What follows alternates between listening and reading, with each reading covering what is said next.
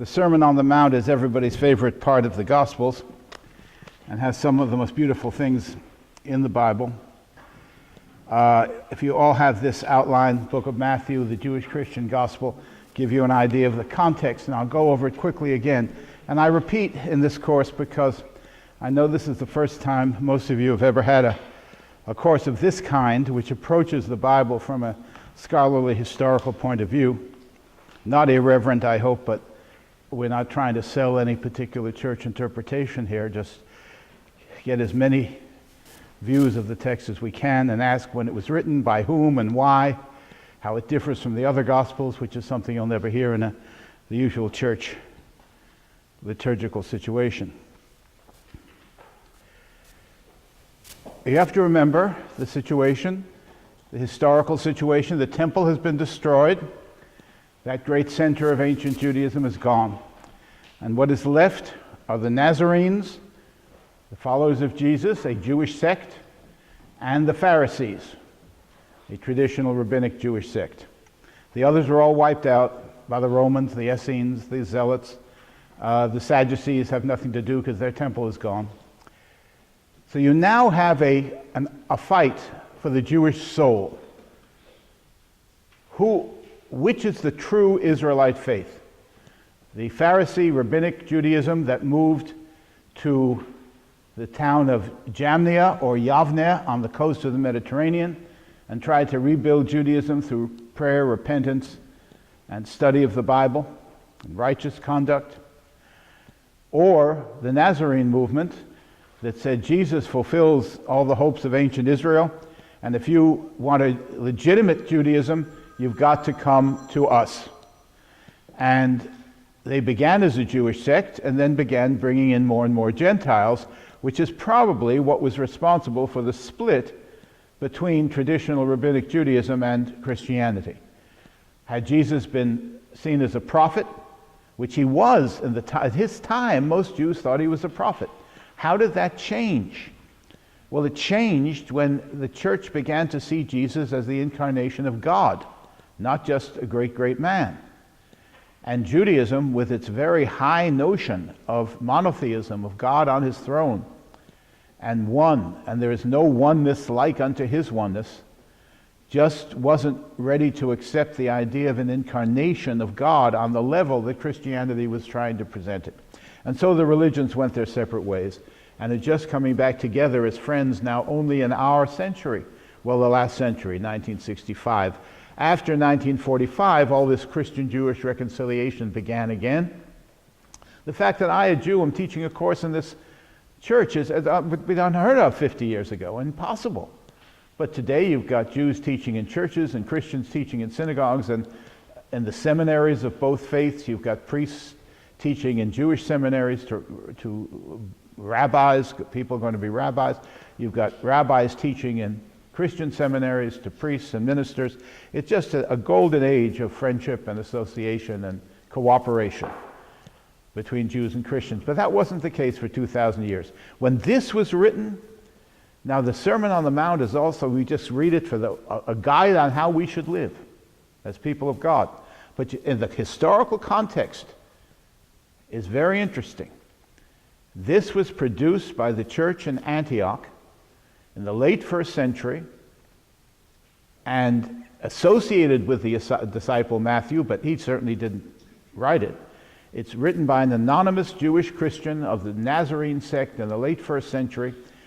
And the point is, we're better Israelites than the Pharisees and the scribes, than the rabbinic Jews in Yavne. So you come to us, you Jews, and you'll be in the true Israelite faith. Don't listen to them. Now, Paul was saying the same thing years earlier, in the 50s AD. This was written about 85, 90 AD. But he said, the rabbis, Pharisees, rabbis, the Jewish commentators were wrong because they assume, the whole assumption of Judaism is righteousness is possible for people. And we have the Bible, we follow it, we can live righteous lives, at least theoretically, not perfect, but God's grace makes up for our lack of perfection, but we have to try. Religion is based on good deeds that come from a good heart. Paul said, Nice idea, but wrong. Paul was a Jew, but he was a dissenting Jew. And he said, the Pharisees don't understand that you can't have a pure heart because we inherit the sin of Adam, original sin. And Judaism doesn't have it. We Jews say Adam made a mistake, but it doesn't mean we're still born completely with a clear slate, a tabula rasa. And we can fill it up with good deeds or bad deeds. That's up to us. Paul said, you're stuck. Sin is what you are, not just what you do. Yes, ma'am. Where did he get the idea of original sin, Paul? Well, he said he got it from Jesus Christ in the Revelation. Scholars may say he just got it from his own head. He says in Galatians and in Romans, in Adam all sinned. Sin and death spread from Adam to encompass all humanity. And there's no way to pull ourselves up by our bootstraps because the bootstraps have been taken away. Sin isn't what Adam did. Sin is what Adam became. You can change. If sin is what you do, as I've said a million times here, you can change what you do. But if sin is what you are, you cannot change what you are. And that is why we need Jesus Christ. We need God to become man and do for us what we cannot do for ourselves. Judaism says you can do it for yourself with the help of the Bible's guidance. That's the big difference between these two religions. Yes, sir. So he would make the case that the revelation on Sinai of the Torah was a failure. Failure. He said, Paul said God presented himself to Abraham. It's Abraham that's important to Paul because Jesus is the new Abraham. But since human nature was fallen, all of Abraham's efforts and Isaac's efforts and Jacob's efforts, all noble efforts. The Jews are noble people who have been trying to seek God all these years, said Paul. But they failed because they didn't understand that sin was in human nature. And why did God reveal the Ten Commandments and the rest of it on Mount Sinai to Moses? It was a babysitter. When we were in our spiritual infancy, we needed a babysitter.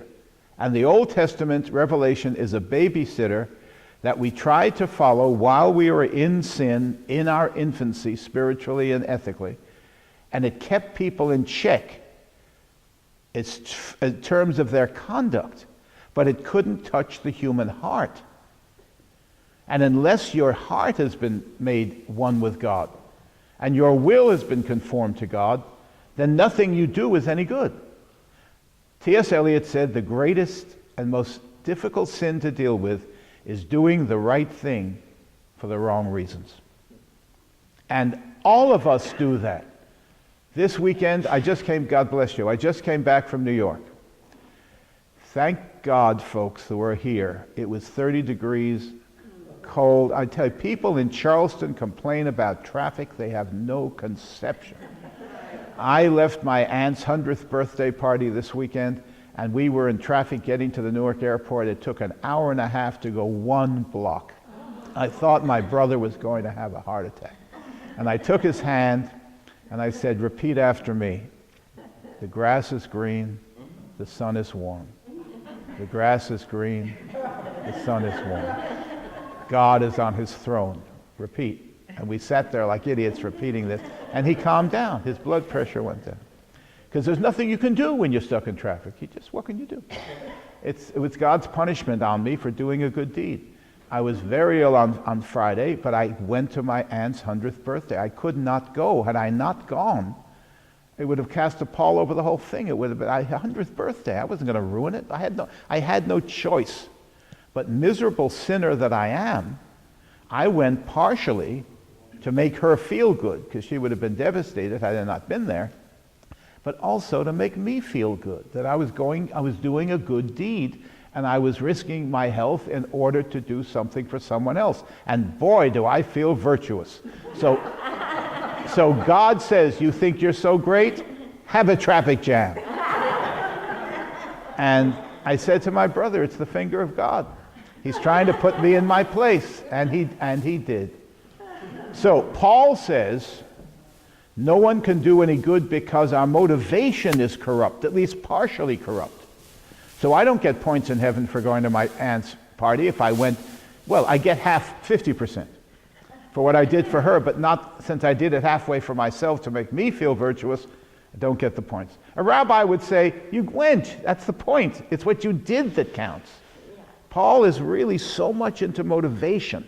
The poor man just consumed himself worrying about his motivation. Now, all right, wait just a minute. So that's Paul's Christianity. And you have it in evangelical Christianity today. Sin, sin, sin, sin. And therefore we need Christ, this extraordinary event of God becoming man and saving us because of his righteousness on the cross. Remember what Paul said. The man's brilliant, original thinker. I don't say I agree with him, but brilliant, I admire him. He said, the Jews are right that righteousness is the solution to sin.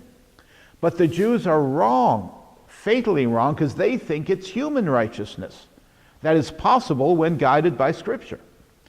But it's not human righteousness, it's God's righteousness. So if you say, what is Paul's theory of salvation? Everyone says salvation by faith. That's only half the story. Faith in what? Salvation by faith in God's righteousness as demonstrated by Christ's totally selfless action on the cross. He didn't do it to make himself feel good.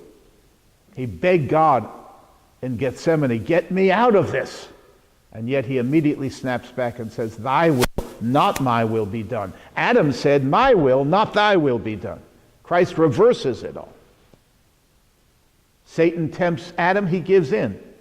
Satan tempts Christ in the 40 days, he doesn't give in.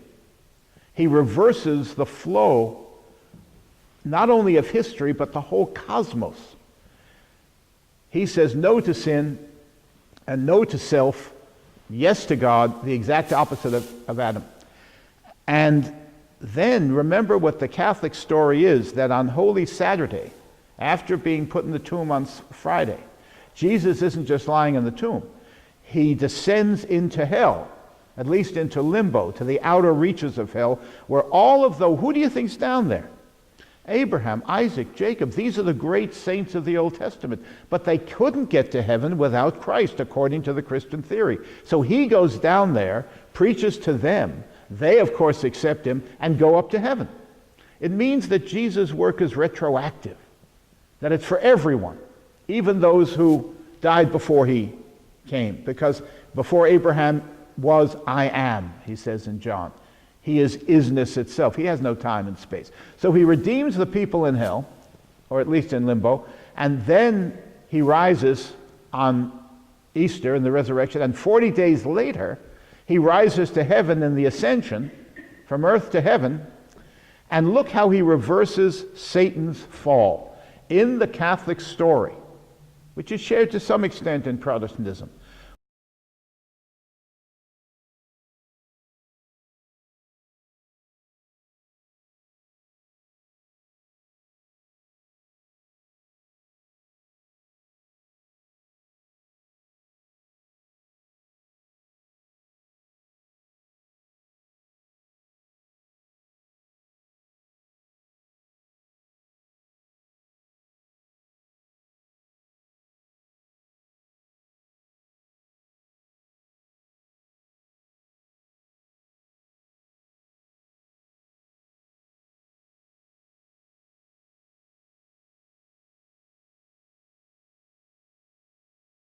the day of Mary, and in her bodily form. So she's sitting in heaven. If Christ is on God's right hand, she's on his left hand. And of course, Satan, being a misogynist, says, a woman is going to come up here and be in heaven with us? Is God gone nuts?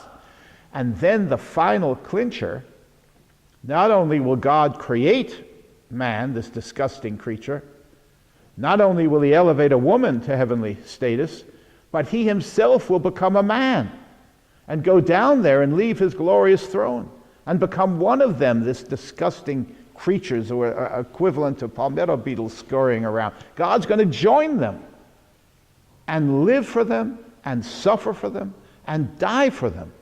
God's gone mad. I revolt. I'd rather rule in hell than serve in heaven. And so he leads a third of the angels in a revolution against God. And of course, Michael is called upon, the archangel Michael, to throw him out of heaven. And they have a big fight, and he's thrown out of heaven, and he goes to the farthest reaches of the universe, hell, and from there he's going to try to screw up God's creation constantly. He does it with Adam and Eve, he tries it with Jesus, and he's all around us, folks, screwing things up. And so look how he fell from heaven to hell. Jesus goes from earth to hell to redeem the saints of the Old Testament, and then 40 days later goes to heaven. He even reverses the fall of Satan. When I asked my class many years ago of 18-year-olds, I said, when Satan goes, they knew the Old Testament's, the fall of Satan's story, said when Jesus goes from hell to heaven, what does he reverse? So a guy in the back says, the law of gravity. So, that's the funniest remark I think I ever got at a sermon was, in the synagogue in New Jersey, I thought I was making a very profound point. I said, when you become a Christian, you become new, a new being. When you become a Jew, you become very, very old. You become 4,000 years old. Because you remember the crossing of the Red Sea the way, as if you were there, and you were. And you stood at Sinai and received the covenant and all. And that's what Jewish children are taught. So I said, the minute a Jewish child opens his eyes, he's already 4,000 years old. So the old man in the front row says, no wonder I'm so tired all the time. He also answered once when I said, why are you here? I said, we know why we go to have our cars fixed. We know why we go to the hospital. Why are you here in the synagogue? He said, because the golf course is closed on Saturday morning. It was always fun to have him in the congregation. Or was there another? Yes. I have a question. Yes. So, in a sentence, what would you say Paul's theory of salvation is? Salvation through faith in God's righteousness as revealed by Christ's selfless self-sacrifice on the cross. Say it one more time. Salvation by faith in God's righteousness as opposed to man's, as revealed by Christ's self-sacrifice on the cross, which Paul theorizes is completely selfless. It's known as kenosis in Greek, complete self-emptying. Now, how did he know Jesus had no selfish faith? Jesus is perfect because he's God as well as man. That's Paul's theory. We haven't even got to Matthew's. Yes, sir.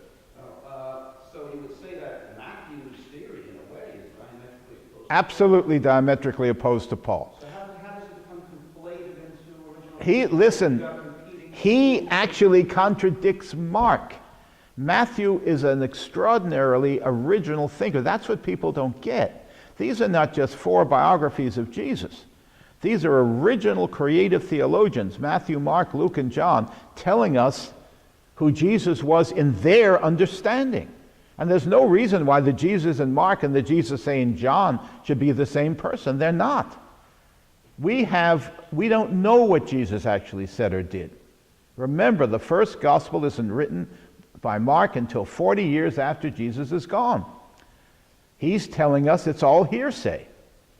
And we know about Jesus Christ as a character in 4 novellas called the Gospels. And they don't agree. We're going to see today, if we get far enough, how they don't agree. Now, Paul was the original theologian of Christianity. Justification by faith in God's righteousness. So he broke the connection between good deeds and religion. It's faith, not good deeds, because there can't be good deeds, because the evil tree cannot give good fruit. Even Matthew will say that. So a person of selfish motivation can't do a good deed. We might think it's a good deed. Someone gives $1 million to the Red Cross. What a wonderful person. But in his heart, Paul would say, he knows why he really gave it. And therefore, is it really a good deed? No. I'm going to quote Robert E. Lee later if we get to the passage I'm interested in. He said, he kept constantly saying, I'm just a poor sinner. People worshipped him. I'm just a poor sinner. And he believed it. He was very much a Pauline Christian. In any case, that's Paul's original theory of Christianity. But it's very difficult to tell people they can't do anything to save themselves. If Paul had a book on self-help, how to be saved, it would be 100 empty pages. Don't you understand, folks? You can't do anything. Christ already did it all. And you have to throw yourself at the foot of the cross and accept that you can't do anything. It's very hard for people. They want a how-to book. We have how-to books on everything from fixing your car to having sex. Follow the point 1, point 2, point 3. That's what they want. Paul says no such book. It's what God did. And he did it already. He gave it as a free gift. You can't earn it. All right. Matthew comes along years later, 35 years at least later. He's in Antioch. Paul was really on his own, dreaming up his own theology or getting it from Christ, as he said he did directly. And Matthew represents the Antioch church. And he's pleading with his fellow Jews to abandon the scribes and the Pharisees, rabbinic Judaism, and come to Christianity, which is not a new religion. He said it's just the true Judaism. Why? It fulfills the law. Christ fulfilled the law. Paul said Christ jettisons the law. But Matthew's exactly the opposite. Here in the Sermon on the Mount, it is an essay on how we Nazarene Christians, followers of Jesus, following the teachings of Jesus, do the law better than the scribes and Pharisees. They're not wrong to want to do it. They're wrong because they don't achieve it completely. We can. Through Christ's example, we can be much more righteous than they. Paul would spin in his grave. Nobody can be right. Matthew says, but you can. You've got to give people something to do. Now look, this is the difference between evangelical Protestant Christianity and Catholic Christianity, which would include a church like this. Doing stuff is very important. It's called the sacraments. There are various things that Catholics have to do, whether they're Anglo-Catholic or Roman Catholic. It's that we can cooperate in our own salvation. That's the great question. Can human beings cooperate in their own salvation? Paul says no, and the Catholic tradition, which grew up later, says yes. Matthew's part of that tradition. Later you find in the latest books of the Old Testament nascent Catholicism, and it's all about deeds. But you have it started here in Matthew. Christ fulfilled the law. He didn't abandon it. He did it better than anybody else had ever done it, and if we follow him, we can be perfect as he was perfect. That sounds like Judaism. That's why this is the most Jewish of the Gospels, and the most anti-Jewish of the Synoptics, because he has no use for the scribes and Pharisees, that kind of Judaism. But he's doing it himself. He's coming up with a new theory of action, what we can do and what we must do, and we've got to do it better than the rabbinic Jews. And that's his whole theory in the Sermon on the Mount. It's a kind of glorious one-upmanship. They do this, but we're going to do it this way, and we'll do it better. Now let's start it on page 26 here. He says, you Christians, you Nazarenes are the salt of the earth. This is Matthew speaking to the church of his day and putting this in the mouth of Jesus. Now Jesus may have given these various little lessons, but Matthew puts it together as a handbook for how to be a Nazarene Christian in the late first century. And it's good for the church even today, although the rules are so exalted, nobody can keep them. You can try. You are the salt of the earth. Chapter 5, verse 13. In other words, it's our Nazarene movement that is the spice of life. We're going to bring meaning to a world after the temple is destroyed and the Jews are bereft. Now we're going to bring all those Jews in, and the rest of the world too, Gentiles too. This is a lesson on how to live a Christian life in community. So how do we get to be the salt of the earth? Well, remember, first of all, on the page before, I pointed out, he does not give this sermon to a vast crowd. At the end of the sermon, it sounds as if he did, but in the beginning, Matthew is careful to say he saw the crowds in the valley, so he withdrew to the hilltop, to the mount, and his followers followed him, just his inner circle. And they sat around, and he taught them. This is how people in Christian community live. It doesn't necessarily work for people out there in the world. All right, this people in the community are the light of the world and the salt of the earth. Now, how do you live a life of being the light of the world and the salt of the earth? Instructions to follow. Paul would have said, no instructions, just have faith in Christ. And that would have been the end of the chapter. But Matthew is going to give us a long chapter. 5:17. I do not think I have come to abolish the law and the prophets, which is exactly what Paul had said. No more law, no more prophets, only Christ and only faith. But I haven't come to abolish them, says Matthew's Jesus, but to fulfill them.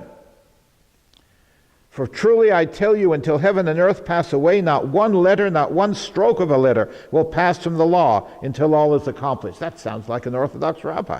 Got to keep the whole law. Therefore, whoever breaks one of the least of these commandments and teaches others to do the same will be called least in the kingdom of heaven. If Paul were alive, he might think, gee, he's directing this to me. Is Matthew deliberately contradicting Paul? It may be. But whoever does them and teaches them, meaning all the Jewish law that Paul said was swept away, it isn't, says Matthew. Whoever does them and teaches them will be called great in the kingdom of heaven. And that combination of doing and teaching is classic Judaism. For I tell you, and here's the key sentence, unless your righteousness exceeds that of the scribes and the Pharisees, you will never enter the kingdom of heaven. You can't do what they do, said Paul, so forget it, just have faith. Matthew says you can do more, much more than they do. They're right to talk about the law of righteousness as a vehicle to heaven. But they don't do it. What they say is great. But we have to actually do what they preach and outdo them on every point. All right, there are, I think, I don't know how many points I counted, more than a dozen. And we're going to tick them off now, one after another. How can your righteousness exceed that of the scribes and the Pharisees? Examples to follow. And here is the first example. On anger. Page 27. Verse 21. For example, you have heard that it was said in ancient times, in other words, by Moses and 10 Commandments, thou shalt not murder. Well, everyone knows that. And whoever murders shall be liable to judgment. Well, it's obviously true. This is point one. But I say to you, so he's putting his teaching over against Moses. I say to you, if you are angry with your brother or sister, you'll be liable to judgment. If you insult a brother or sister, you'll be liable to the council, to the court. And if you say, you fool, you'll go to hell. You kill a person when you insult them in public. The Talmud says exactly the same thing. There is a book which would be very instructive of quotes from Jesus and quotes from the Talmud. Most of the time it's the same thing. The rabbis in Yavne are trying to figure out how to apply the law to the daily life of Jews. That's exactly what Jesus is doing. And very often they agree. So the rabbis say, if you humiliate your brother in public, it is as if you have taken a life. Exactly what Jesus is saying here. If you insult a person or say you fool, you're humiliating them. You're taking their life away, their dignity away. So be reconciled to your brother. And before you ask God for forgiveness for hurting someone, ask the person you hurt. Judaism. On Yom Kippur, on the Day of Atonement in the fall, I know I can't go to God on that day and beat my breast and ask for forgiveness unless I have gone to my brother, human being, who I've insulted over the last year, and gone to him and apologized. Then I'll get a forgiveness from God. But first, the person has to forgive me. And I have to apologize up to 3 times and hope he'll accept it. So this is, again, very Jewish stuff. But Jesus is preaching it. All right, so murdering is not just stabbing or spearing or shooting somebody, but it's shooting down their spirit by humiliating them. So we're going to outdo the Old Testament law. All right. Pardon me? Sure. When you use the term the law of the Jewish law, are you talking about the Torah Yes. and the 10 Commandments? There are 613 commandments. I know. The 10 commandments are the ones everyone's familiar with. But then the rabbis, and Jesus is one of them, we're trying to say, all right, let's see what these laws really mean. And they expanded it from 10 to 613. And it covers everything in life. Does it cover kosher? Yes, of course. You think so? Kosher laws, Sabbath laws, those are all the rituals, but also ethical laws and moral laws. There's a law for everything. There's a rule for everything in Orthodox Judaism. Many of them have to do with daily life, Yes, relationships. yes. Now, we can't do most of them because there's no temple in Jerusalem. The only people who have temples now are Mormons. And they're fortunate. They do wonderful mystery rites and things in those temples. Wish we had that kind of thing. But what we can do is about 150 of these commandments. And they have to do with just daily human interaction and rituals. Half of them are ritual and half of them are ethical. And he's saying, I want us Christians to do it better than the traditional Jews. Yes, ma'am.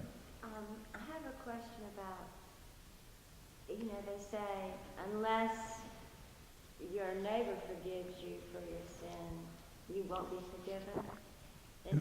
Make up with your neighbor first. Reflect what Exactly what the Jews say. So all of this is Jewish stuff, but they're trying to do it better. Paul is saying the Jews are conceptually incorrect because of their belief in the possibility of human righteousness. Matthew doesn't agree. He says they're absolutely right, they just don't carry it far enough. All right. So we've done one, murder. We're going to enlarge that to be don't hurt a person's spirit. Don't, as they say, shoot them down by humiliating them. Number 2, page 28. This is a list of how we're going to exceed the righteousness of the scribes and the Pharisees. Adultery. You have heard, this is Matthew 5:27. You have heard that it was said, you shall not commit adultery. But I say to you that everyone who looks at a woman with lust has already committed adultery in his heart. Well, that is certainly expanding the rule. And again, you go to a rabbi and you'll say, Rabbi, I'm a married man, I try to be a good person, but I look at Downton Abbey and I see Lady Mary Crawley and I am in love. And who wouldn't be? I'd go off to her in a desert island. The only thing that could cancel this course if she asked me to go off to an island with her. And I don't mean Long Island. I have to be alone with her. In any case, it's just a fantasy. But I mean, am I to be condemned for such lust? I don't know. But Jesus says, yes. If your right eye causes you to sin, tear it out. If your right hand causes you to sin, cut it off. And now in this question, it's lust. Now, as I think I told you, Origen, one of the great fathers of the church, read this verse and castrated himself. Literally. It wasn't his hand that was getting him into trouble. He cut off the organ that was. He wanted to be pure. So you take this stuff literally, you can really get into trouble. And remember Jimmy Carter when he was president.